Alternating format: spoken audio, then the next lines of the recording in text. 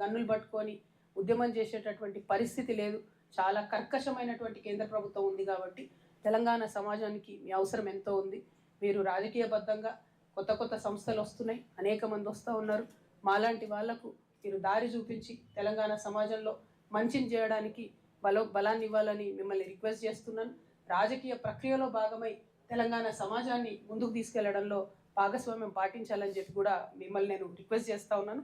అదేవిధంగా మీ అందరికీ తెలుసు, నిన్న సూర్యాపేట జిల్లా, క్షమించాలి రోజు తిరుగుతురుగా జ్వరం ఉంది, అందుకే కొంచెం డిస్టర్బెన్స్ వస్తుంది.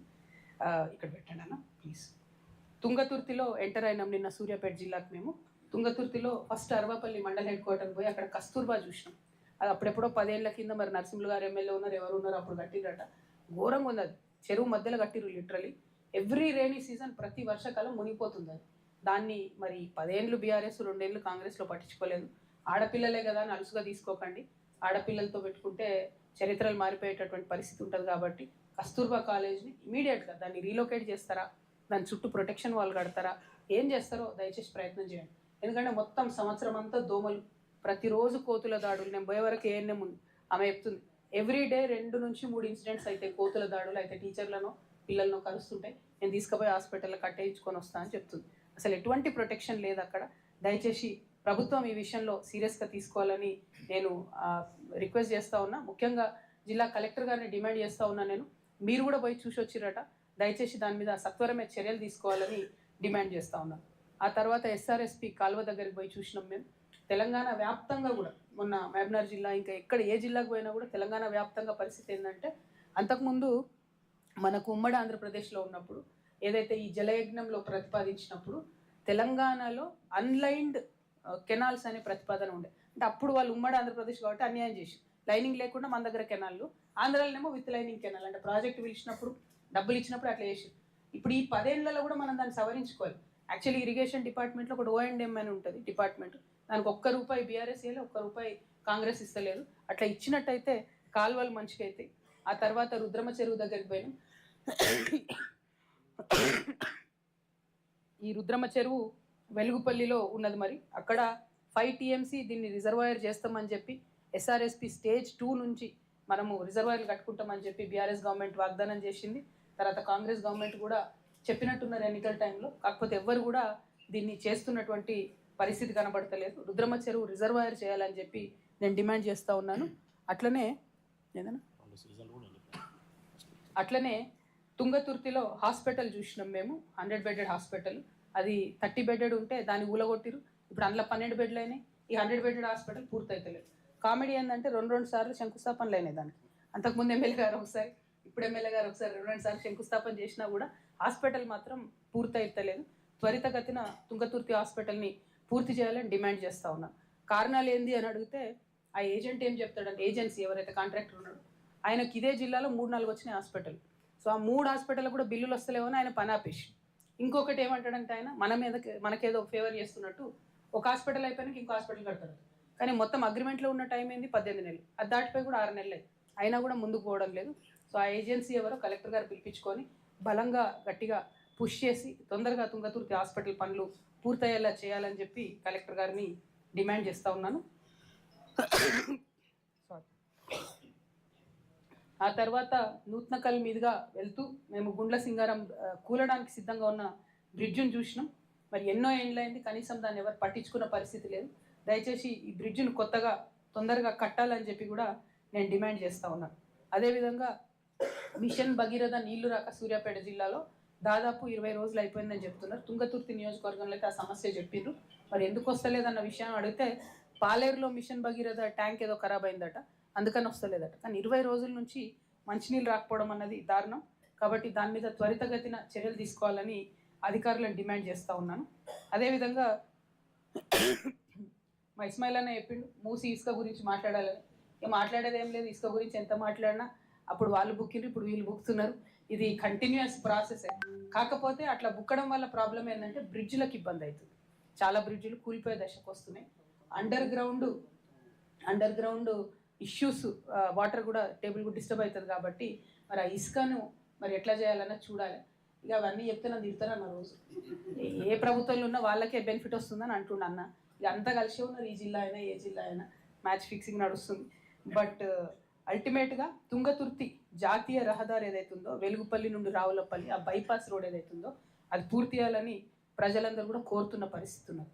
అట్లానే తుంగతుర్తి నియోజకవర్గంలో తుంగతుర్తి మున్సిపాలిటీ కాకుండా మరి మిగతా అన్ని మున్సిపాలిటీలని తుంగతుర్తి ఏమో కాన్స్టిట్యున్సీ హెడ్ క్వార్టర్, కానీ అది మాత్రం అయితలేదు. ఎందుకు అయితలేదు, మరి మాకు సౌకర్యాలు ఎందుకు ఇస్తలేరు అని అక్కడ ప్రజలు కూడా ప్రశ్నిస్తున్నటువంటి పరిస్థితి. మిగతా ప్రాంతాలు డెవలప్ అయిన కాన్స్టిట్యున్సీలా ఇది మాత్రం అయితలేదు అన్నటువంటిది ఒకటి చెప్తా ఉన్నాం. అట్లానే మన ఈ నెక్స్ట్ సూర్యాపేటకు వచ్చినాం మేము. సూర్యాపేట కాన్స్టిట్యున్సీలో ఇక చాలా ప్రాబ్లమ్స్ ఉన్నాయి. బట్ మేజర్ ఇష్యూ ఏంటంటే ఇంటిగ్రేటెడ్ కలెక్టర్ ఆఫీస్ ఏదైతుందో అది ఊరు మధ్యలో కట్టాలనుకుంటే ఊరు బయట కట్టిదనేటటువంటి విమర్శ ఒకటి ఉంది. అట్లనే నిన్న మేము పోయిన దగ్గర అయితే కొంచెం ఘోరం అనిపించింది. ఈ టౌన్లో రోడ్ వెడల్పి చేస్తామని చెప్పి ఫ్రైడే ఈవినింగ్ నోటీస్ ఇచ్చి సండే ఈవినింగ్ వచ్చి కూల్చేసిరని చెప్తున్నారు. 300 షాపులు కూల్చేసిండ్రు. 70 ఏళ్ళ నుంచి ఉన్న షాపులని పరిహారం ఇంతవరకు ఇవ్వలేదు. దాదాపు 8 ఏళ్ళు అవుతుంది పరిహారం ఇవ్వలేదు.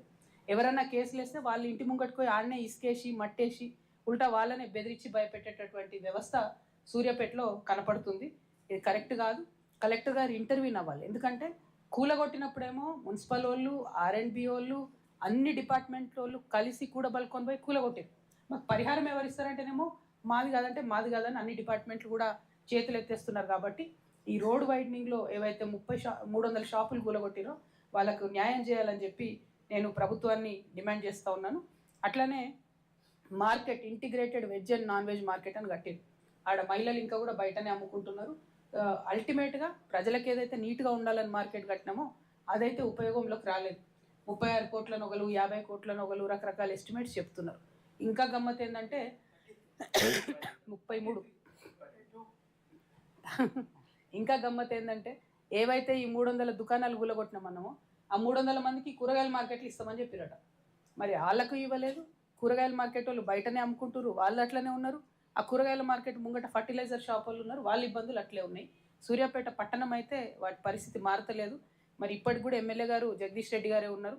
అధికార పక్షంలో ఉన్నప్పుడు చేయలేదు, మీరు ప్రతిపక్షంలో ఉన్నప్పుడైనా కనీసం దీని మీద గట్టిగా ధర్నా చేస్తారో ఏం చేస్తారో ఆ సమస్య పరిష్కరించాలని చెప్పి జగదీష్ రెడ్డి గారిని నేను డిమాండ్ చేస్తూ ఉన్నాను. అట్లనే సూర్యాపేట పట్టణంలోని పుల్లారెడ్డి చెరువు దాని చుట్టూ ట్యాంక్ బండ్ నిర్మిస్తారన్నారు, కానీ ఆ హామీ అట్లనే ఉండిపోయింది. ఇంకొకటి ఇక ముందస్తు ఆలోచన లేకుండా ఎలక్షన్లు వస్తున్నాయి, ఎన్నికలు వస్తున్నాయి, ఎమ్మెల్యే ఎన్నికలు అనగానే మొత్తం అంతా సీసీ రోడ్ వేసిపోయారట అన్ని చోట్ల సూర్యాపేటలో. ఎలక్షన్లు కాగానే ఏమైంది, అండర్ గ్రౌండ్ డ్రైనేజ్ చేస్తామని మొత్తం ఆ సీసీ రోడ్లని ఇల్లు అవుతుంది ఇప్పుడు వచ్చి. సో అది ఎవరికి పనికి వచ్చిందో ఏందో అర్థమైతలేదు. ఒక లేసుడు ఒకరు దవ్వుడు అనేటటువంటి ప్రక్రియ సూర్యాపేట పట్టణంలో కూడా యథాతథంగా సాగుతున్నందుకు బాధగా ఉంది. కాకపోతే ఈ విషయాన్ని కలెక్టర్ గారు కొంచెం దృష్టిలో పెట్టుకుంటే బాగుంటుంది. అట్లనే రైతుల సంక్షేమం కోసం అని చెప్పి మూసి ప్రవహించేటటువంటి వాగుల మీద చెక్ డ్యాములు కట్టిరు. ఎంత ఘోరంగా కట్టిరు అంటే కరెక్ట్ సంవత్సరం కాకముందే చెక్ డ్యాములన్నీ కొట్టుకపోయినాయి. దాంతో మొత్తం పొలాలంతా కూడా ఒరుసుకపోయినాయి, మట్టి ఒరుసుకపోయింది, ఇబ్బందిగా ఉంది వాళ్ళకు రైతులకు. ఇంకొకటి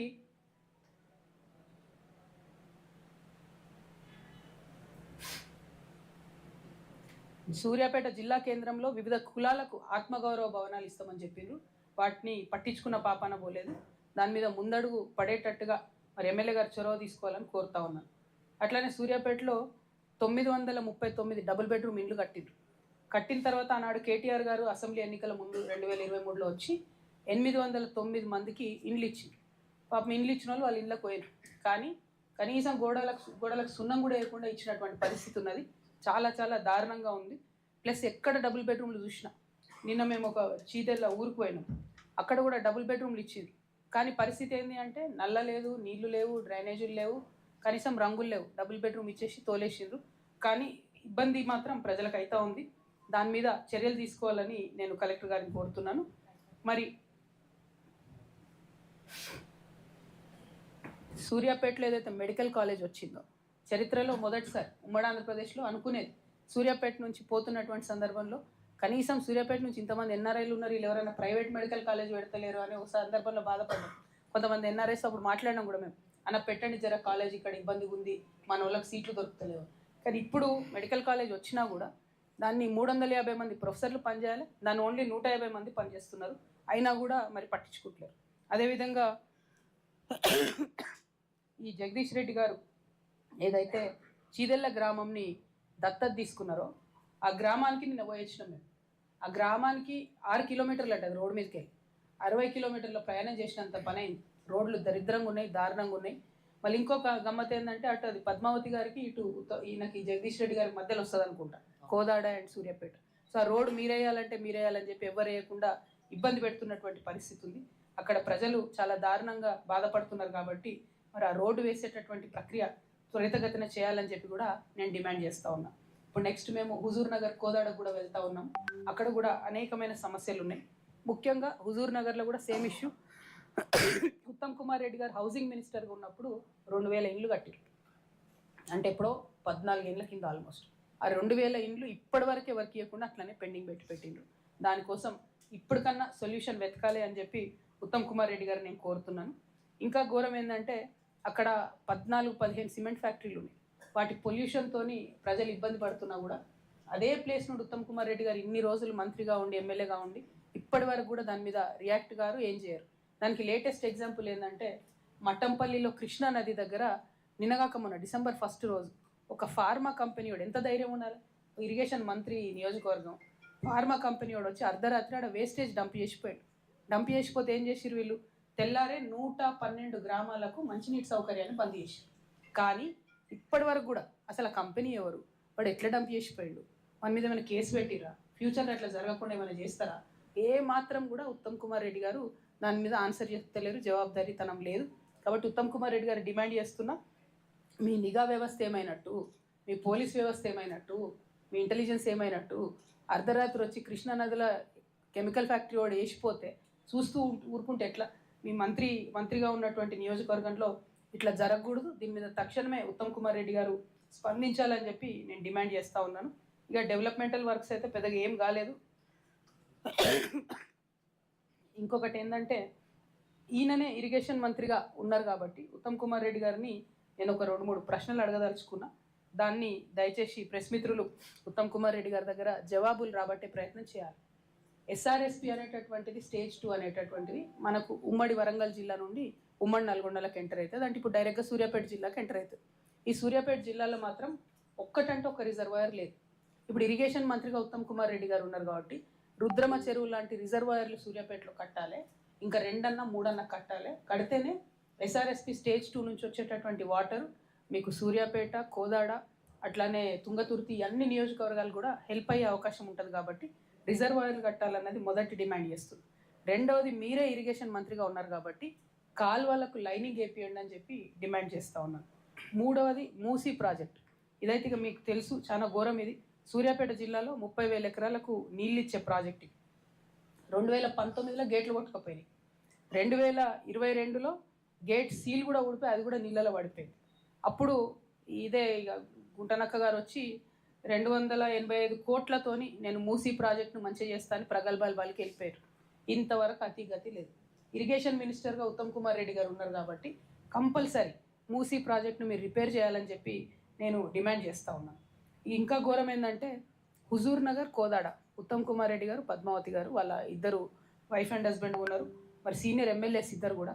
ఈ 2 నియోజకవర్గాలు కలిపి దాదాపు 52 లిఫ్ట్లు ఉంటే 54 లిఫ్ట్లు ఉంటే అందులో ఒక 17 లిఫ్టులు పాక్షికంగా పనిచేస్తున్నాయి, 21 లిఫ్ట్లు అసలుకే పనిచేస్తాయి. ఇవి అట్లుండగా బీఆర్ఎస్ గవర్నమెంట్లో 1450 కోట్లతోని ఒక మెగా లిఫ్ట్ స్కీమ్ని ప్రతిపాదించారు. అంటే ఉన్న లిఫ్ట్లన్నీ ఆగం చేసి ఒక మెగా లిఫ్ట్ని ప్రతిపాదించారు. అప్పుడు ఉత్తమ్ కుమార్ రెడ్డి గారు వ్యతిరేకించారు దాన్ని. ఇప్పుడు ఏమైందో ఏమో, ఎస్టిమేట్స్ ఒక 500-600 కోట్లు పెరిగినాయి. ఆ తర్వాత ఉత్తమ్ కుమార్ రెడ్డి గారు కూడా మరి చాలా త్వరితగతిన ఆ ప్రాజెక్ట్ని ఫినిష్ చేస్తున్నారు. అంటే ఉత్తమ్ కుమార్ రెడ్డి గారు నేను సూటిగా ప్రశ్నిస్తున్నాను, ఈ 2-3 ఏళ్లలో ఏం మారింది? అప్పుడు వ్యతిరేకించిన మీరు ఇప్పుడు ఎందుకు సపోర్ట్ చేస్తున్నారు?